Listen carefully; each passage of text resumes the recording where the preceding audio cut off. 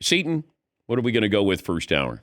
Marvin sent one actually based on the Brent Musberger getting into the Hall of Fame. Who should Dan get into the Hall of Fame next? I was thinking about this because my brother, who is a big music guy, he goes, okay, you used your platform to help Foreigner get into the Rock and Roll Hall of Fame, because I thought that was an injustice as well, and even met with their lead singer. And I'm like, I'm going on my show, and I'm going to talk about Foreigner needs to be in the Rock and Roll Hall of Fame. They get in the Rock and Roll Hall of Fame. And then we had John Facenda, now Brent. I'm tired. I got to let somebody else do this. Yes, Paulie. I got a couple if you could crank it up. Man, I don't know if I have the energy. I'll throw out two for the Pete Rozelle Radio and Television Award. These two gentlemen. I can't nominate myself, Paulie. No, that's silly. Why not? You got other people in. Wait.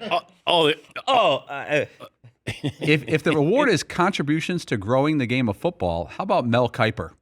Yes. Again, it's not even a question. Yes. Well, we brought this up last year. Yeah, we brought this up last year about Mel. And Peter King, the writer. Yeah. Sure. Yeah. Do you want to do one at a time? Let me do Mel Kiper, absolutely, positively. Yes. And Peter, these are people who are there, it's their lives. It's year round.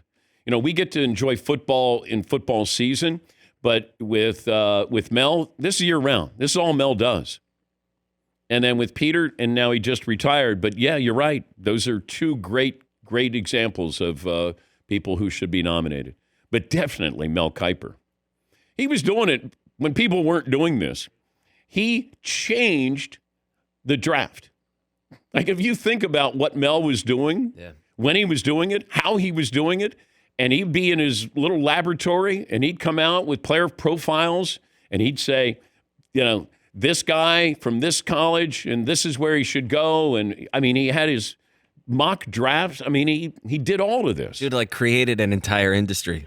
A cottage industry that is now metastasized into, its own sports world. Yeah. You got a festival at the draft. I go back, the first draft I went to was 1984. Not a bad draft. 83, I was there, but I wasn't working. But, you start to think about what it was. They had those helmet phones. No one was really there. Players weren't there. Then all of a sudden, it just became bigger. Hey, let's televise this. Huh? Now all of a sudden, it becomes Coachella. It's football Coachella. And Mel helped start that. And I invaluable resource at the mothership. Throughout all those, in my 18 years there, you could always rely on Mel. He would come on, and he was always prepared. He always, he had direction with everything that he was talking about. He didn't give you sort of half-assed answers. Like, he had done his homework, and his homework was going to stand up to GMs who didn't like him, or coaches or players, but he did his homework. So that's a great yes. Let's get started on Mel. Go. And if I have enough energy, then we can work on Peter King. Anybody else that needs to be? I think that's good for now. Yeah, it's a lot of work. Are you going to expand out of just the Pete Rozelle Award? Because there's lots of other suggestions here. What else do you have? Sonny Vaccaro is a great one. Yes. Marvin threw out. That's very good. Well, I even brought that up to Sonny. And I even said it on the show. Michael Jordan, Mike, write a letter, Basketball Hall of Fame. Sonny should be in the Basketball Hall of Fame. Contributions to the game, Sonny Vaccaro, changed the game. And Mike said, actually, I made Sonny, so... Well, even if he says that, still, write a letter. Yeah. That would carry a whole lot of weight if Mike says Sonny should be in the Basketball Hall of Fame. Sonny should be writing a letter for me, really, but... But, to get it, so we're not doing this posthumously. And that's the key. With Brent being 85 and Sonny is in his 80s as well. What he did for the shoe industry, for coaches. Really, he was doing NIL, for these coaches before there was NIL. Anybody else, Seton, that I can help? Off of Marvin's list here, we got Dale Murphy. Can you get him into the Baseball Hall of Fame? I can't. Why? I love Murph. I think if he had 2 more home runs, then he might get in the. What did he end up with? 398. He had 2 MVPs. I love Murph. He's one of my favorite people I've ever met in my life. Not just athlete, but I don't think that's going to happen. I think he had to have 400 home runs where they go, all right. Because then you could kind of put him in there with Fred McGriff.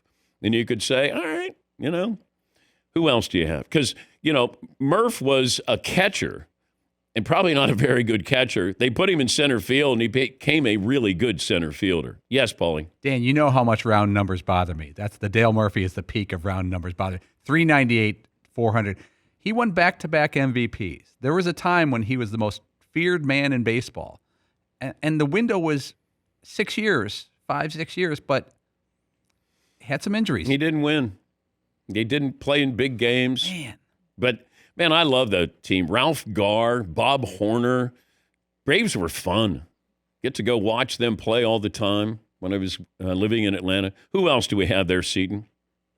Ken Anderson. And get him into the Pro Football Hall of Fame. God, yes. If he won that one Super Bowl in Detroit against Joe Montana, he's in the Hall of Fame, I think. Because Kenny Anderson was the most accurate quarterback back when I don't think we gave a whole lot of credit to being accurate. I think he had one game where he completed 21 consecutive passes. And back then you were throwing deep balls. Isaac Curtis. But, Kenny Anderson, I think, is a Hall of Fame quarterback. I do. Anybody else there, Seton? We could start populating more of that list. Okay. Yeah. Yeah, the audience may have some suggestions. But, man, when I got that news and my friend at the Pro Football Hall of Fame, and she said, you did it, and I was like, I saw the press release, and I immediately said to the Danettes, I said, we did it. What else, Seton? Actually, speaking of audience contributions, somebody tweeted at us a crazy thought that maybe we'll get to in the next segment. Okay, I can take a break. But it's here. fun. Yeah, just getting started. Man, got emotional about this. But that's your childhood. Like you're seeing somebody who impacted you greatly. And that's why I think I was proud to be able to do that.